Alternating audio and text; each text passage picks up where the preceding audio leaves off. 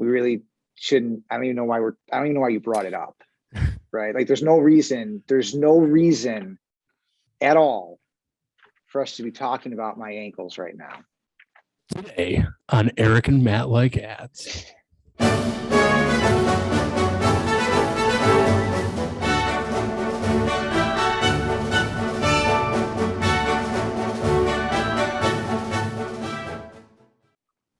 Can we move on now? Is that Yes. cool with you? Yeah, I cool, man. I brought up a color. Thanks. You brought up your ankles and socks. You have no idea how much I prepare for these episodes. You really have no idea how much I prepare. Okay. No, really, So what you don't know how much I prepare for these. I have an inkling, but yeah, I guess you're right. Like, I don't. This is really great content, though. Don't need to come at me, Matt Zelasko, the third most Googled Zelasko. All right. I don't need you on your throne in your ivory tower telling me about how I prepare. All right. I don't need that. Okay. Fair enough. I was just saying that I don't know what I was saying. It doesn't matter. Yeah, no, you totally were. Okay. So are we ready to do what millions have done before and watch this ad? I'm ready. All right. 2 tickets, $28. 2 hot dogs, 2 popcorns, and 2 sodas, $18. 1 autographed baseball, $45. Real conversation with 11-year-old son, priceless. There are some things money can't buy. For everything else, there's Mastercard. Accepted all over, even Major League ballparks. Let's go for the highlights. Starring an 11-year-old Tom Brady, right? How about, so this is 1997, right? 1997. Yeah. I'm trying to figure out what Major League Baseball game they actually went to. How could both of these jerks get in for $28? Yeah. All right, seriously? Seriously, I don't think you can go to a Bison's game for $28. In 2021, you probably could do that. You probably could do that. You can. Yeah, you can go to a Bison's but game. You see what I'm saying? You see what I'm saying, right? Like, what? Isn't it like, it's like $300 a ticket to see like a game now, right? No. So baseball, because of the lengthy schedule, tickets can be, depending on the town, the team, and also who that team is playing, right? It can be very affordable. So like these jokers are they're in Cincinnati. Correct. I see. And Cincinnati is playing like the Pittsburgh Pirates. Okay. So okay. It's 97. So like, is Bobby Bonilla? Is he playing? Back then, yeah. Yeah. So so they're at a game in what's his face? Deion Sanders? Was he playing for Cincy then? He played for Cincy, didn't he? I actually don't know. Pete Rose. Did he play for Cincinnati? Pete Rose played for Cincinnati, right? Yeah. Yeah. Yep. Correct. So $28 definitely. Maybe the concessions are a little bit underpriced. We got 2 pops, 2 hot dogs, 2 popcorns for $18. Wow. Yeah. Wow. Maybe in 97 that was realistic. You figured it had to have been. It had to have been, otherwise people have been calling like bullshit on it, right? Right. Had to have been. And it would have ruined the ad to some degree because people would have been focused on the untruthfulness, right? So that was a weird noise. Sorry. You might want to get some WD-40 on that door hinge. So like, I mean, 3 weeks ago I was at a Blue Jays game and I paid $18 for 1 beer. Like, I'm not exaggerating. And seriously, okay, so there you go. Is that realistic? Like, that father's getting himself a soda too.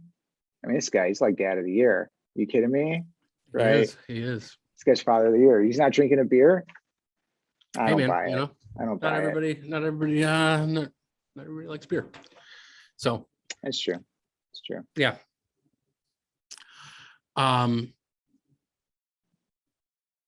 So I what want to do you- know whose autograph is on the baseball. 45 That's a good bucks. question. All right. Whose autograph is on that baseball? It's Cincinnati. Could it be Pete Rose? I feel like you're still not getting a $45 Pete Rose autograph ball in 97, right? That's not happening, is it? I don't know. Maybe Maybe. being who he is, banned from baseball, all that jazz.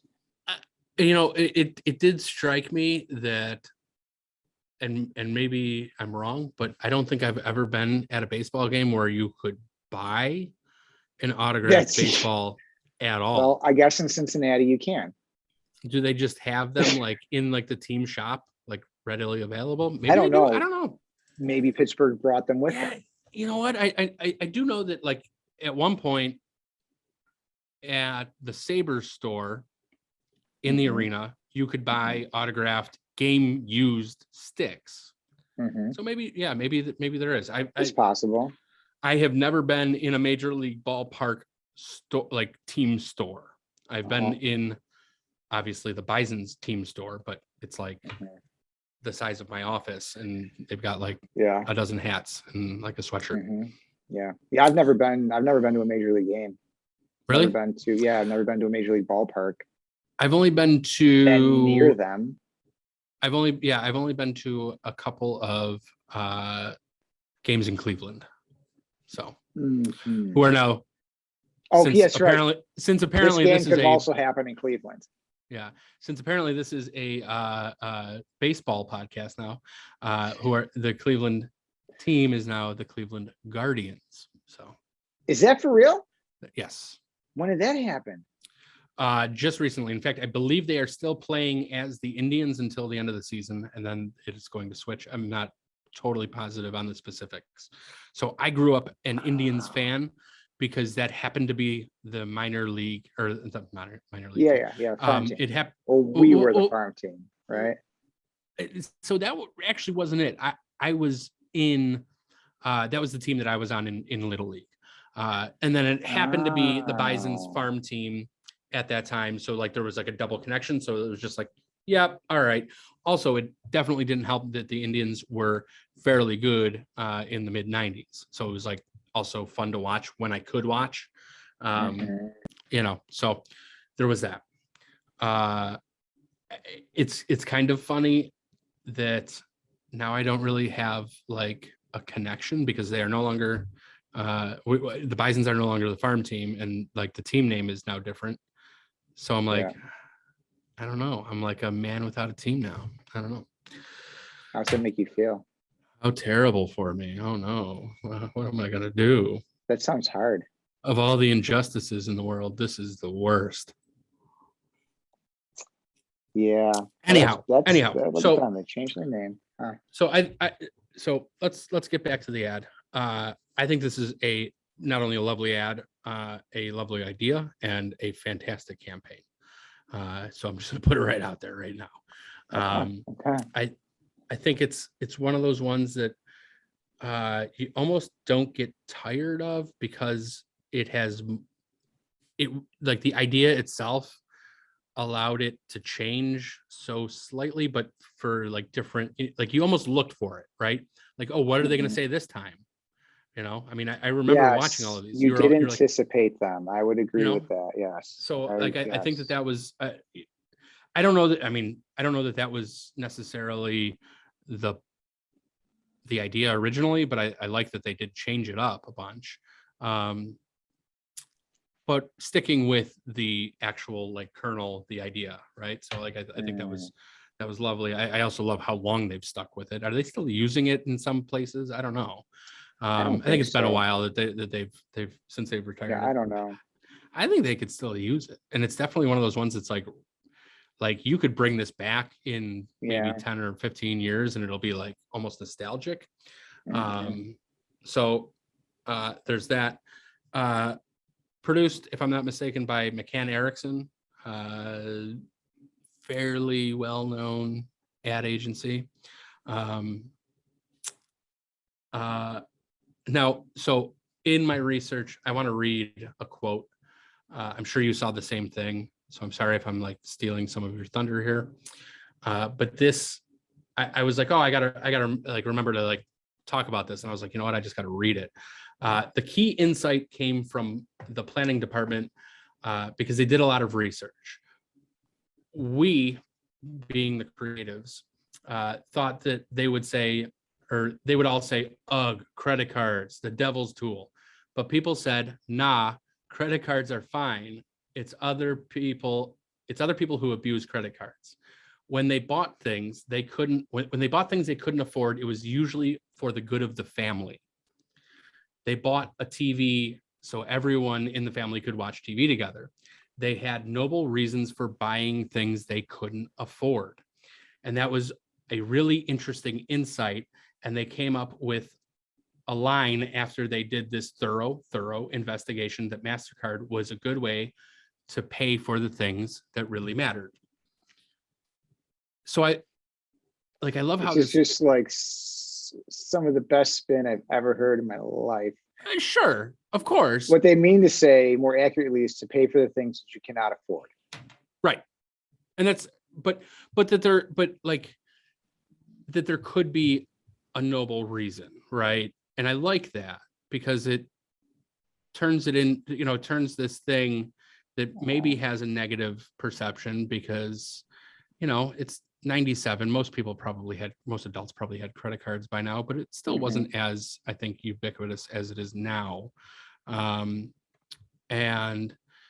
it's not that it's like you can't afford it. It's like you can't afford it right now, maybe, and like that's how people were justifying it already. Like that's how people were justifying it. So like let's just go ahead and just like help rationalize some really like detrimental behavior. Yeah, I think it's wishful thinking.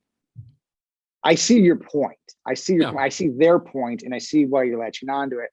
I philosophically disagree with it, right? Just on a fundamental level. I think that there is a judicious use of credit, and it does not involve buying things that you cannot afford, regardless of the reasons for doing it. You're not financing someone's kidney replacement. All right. This is not, you want to talk about noble, right? Like, okay, so I can support the idea of someone wanting to like bring the facts. One of the things they mentioned is like bringing the family together by watching TV together by, it's like, okay, yeah, but really, like, how about you like bring the family together by doing like family game night? All right. Like, Sure. But that's not, first of all, it's just not the society that we live in, first of all. So I think it's a little bit unrealistic to think that like, that it's a problem to look, credit cards make their money on people that don't pay down their credit cards. All right. That is the whole premise. That is what they want. All right. They structure it that way. So we're probably not going to agree on this part of it. And I can totally see why the agency representing Mastercard is going to take that approach and play into that. All right. But it's like telling an addict that it's okay to be an addict. Just go ahead and keep doing that behavior. All right. That's what the addict wants to hear. That's what the addiction wants to hear. It doesn't make it the right thing to do. But is this, so are we here to discuss like the merits of credit, or are we trying to discuss the effectiveness of an ad campaign? Like I understand where you're coming from. What I'm saying is the sentimentality of the premise of the people creating it, to me is off. All right. Okay. It does not mean that the execution was not sophisticated, that it was not effective, that it was not, because here's the thing, because you can take that MasterCard and you can pay for that experience with your child at the ball game, and you can just go ahead, you just pay that off as soon as the invoice or as soon as the statement comes in, right? And right now, what do people do? I know I do this. I get my cash back. I never pay a finance charge. All right. I use it as a convenience, as a safety mechanism, because it's not tied directly to my bank account. And I can actually make money, not an enormous amount of money, but I can make money doing it. All right. Yeah. So I think there is a way to use it. And the ad does not get into this stuff. I'm simply speaking to what you shared about what they learned and how they took that. And I think you can spin it to make yourself feel good about that data that they collected. That's really more what I'm taking issue with, not so much the ad itself, or that's fine. Like at the end of the day, they are merely, and yeah, so yes, it's a powerful association, but no ad makes anyone do anything. All right. Correct. Ads cannot do that. All right. Humans have to make choices to do or to not do something. So at the end of the day, it is not on Mastercard. It is not on that advertising agency. It is on the consumer, the individual, to how they respond to that, and then what they do with the responsibility then given to them. Okay. Yeah, I mean, so I agree with that. Let's take a beat here. What was the total goods? It was how many 18 for the food, 45 for the ball, 28 for the tickets. And of course, you can't put a price on the conversation that they had. Correct. So I don't know how you so we just set that to the side.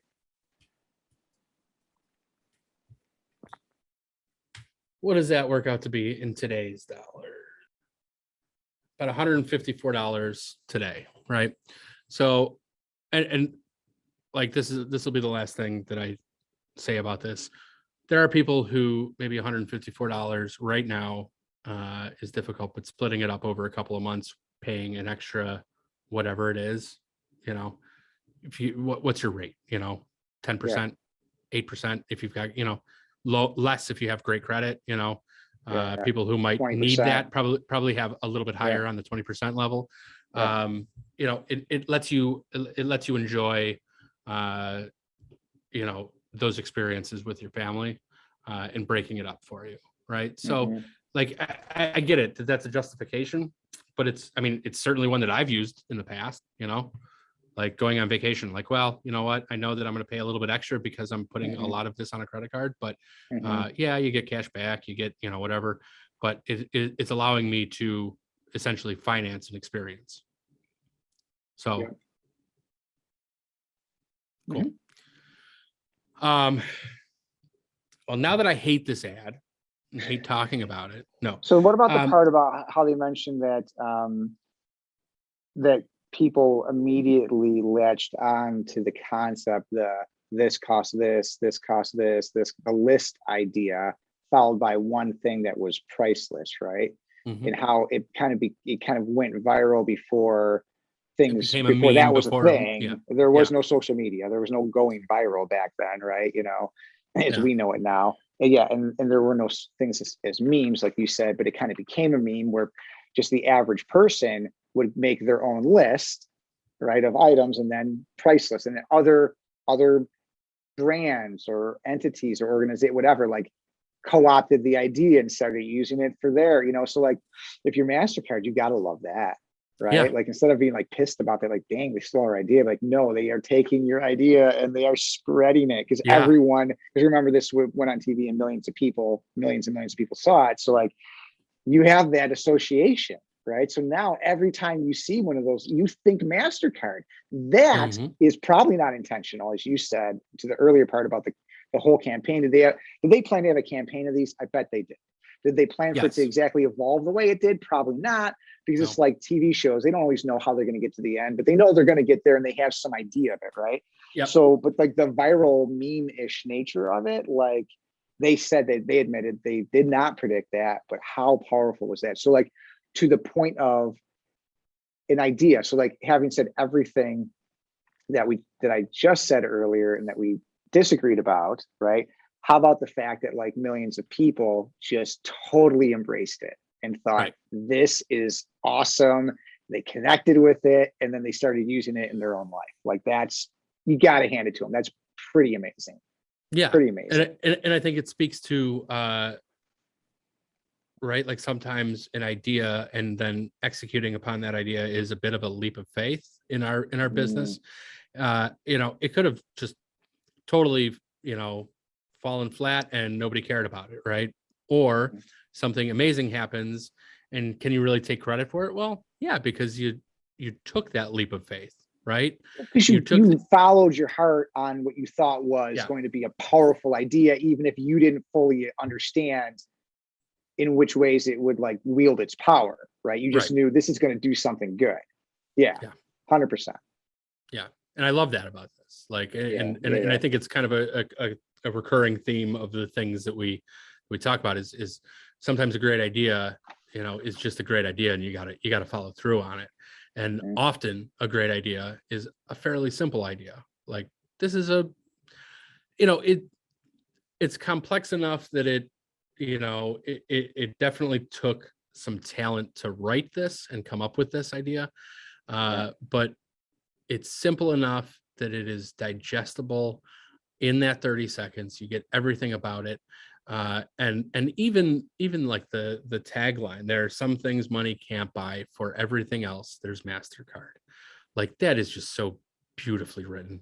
That's as close to that's big poetry as advertising copy but like gets. but it's not like it's like so straightforward though, right? So like you think poetry, sometimes you think it's flowery, you know, that's just says it, right? And it says it again in just a handful of words. How about, I don't know if it's because it was produced in 1997 or if, and I'm feeling this way about it, or if they intended it to look this way. At least the first shot feels a little home video-ish to me. A little bit. Right? Almost like you're looking back on a memory of something that actually happened. I feel like the whole piece does not live up to that though, right? I feel like it's not just quite, that first shot where you're eye level with the kid and he's kind of a little shit. I felt like it had that kind of like camcorder kind of quality to it. And there's a bit of like a sepia tone to the whole thing. Yeah. Right. Which I think is often like used to sort of convey warmth and like, I guess, nostalgia. But no, I agree with you. It doesn't necessarily follow that, but it definitely feels that because it's the little boy going through the turnstile, kind of smiling, excited. You can feel that excitement, right? Like whether it's, you know, whether you, you know, went to a baseball game with your dad or you went to a theme park or you went to, you know, whatever the movies, right? You know, whatever it is, you were excited at that moment. It doesn't quite follow. And you do remember, like you do remember those types of. So I'm trying to think, like, what were some of the other scenarios that they covered? Can you name any of them? Like in this, you know, the subsequent commercials in the campaign? You know what? I did mean to go through and find some other, you know, some others that maybe I probably remembered, like maybe a little bit better. Like I would be reminded because I don't really remember this particular ad in, you know, a whole lot. I just remember the actual campaign and really the tagline, right? Which is not a bad thing in any way if you are Mastercard, but coming up with one right now, I don't know. And is that maybe the point? Like, is that maybe a good, you know, like really a good thing? Because what we remember is the Priceless, you know, and, you know, the name Mastercard. I was just curious because like this is like going to a baseball game, whether it's your first baseball game or a baseball game with your father, it's like one of those like archetypal kind of like experiences, right? I remember going to hockey games with my dad.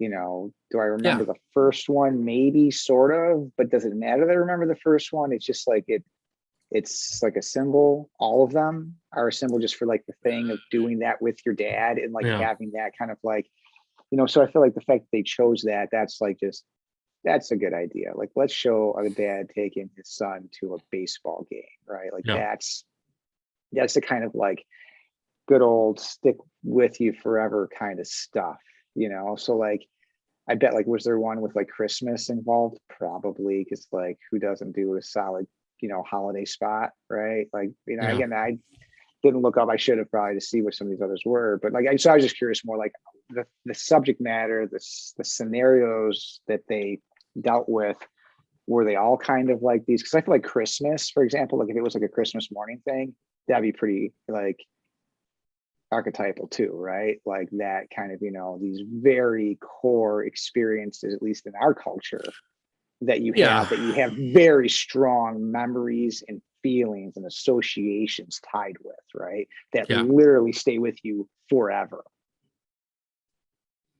So like in that respect, the campaign like just drills right into your heart, you know, of who you are, you know? Yeah.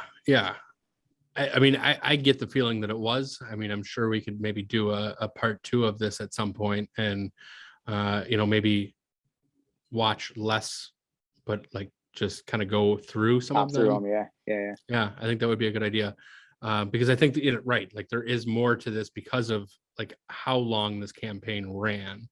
Like what, like at least 20 years, you know,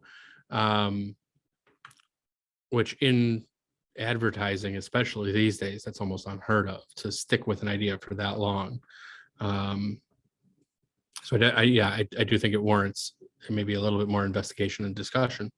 Yeah. Well, anyway, I think it was